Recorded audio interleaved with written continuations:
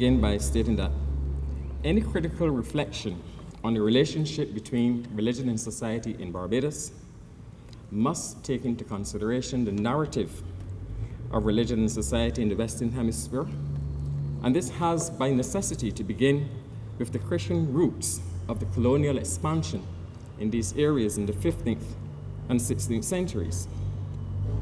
And once we go there, we have to recognize that the pervasive ideologies contributing to European dominance must be grounded in the Jewish roots of Christianity, or we risk the accusation of being Marcionites. Once this presupposition is established, the formative myth of Israel's society, the conquest of the land of Canaan,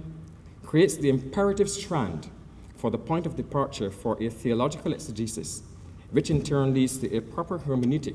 between the role of religion and society in Barbados. In the Old Testament sources, there are two diametrically ideological strands. If we employ the documentary source hypothesis of Julius Wellhausen, the requirement to completely obliterate the Canaanites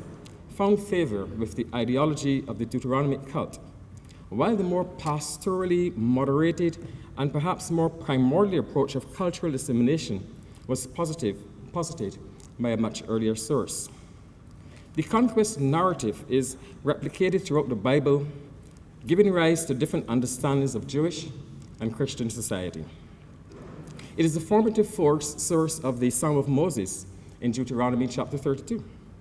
And briefly, this is a psalm set in a polytheistic context that recalls God's allocation of the nations of the world and the divisions of human beings into societies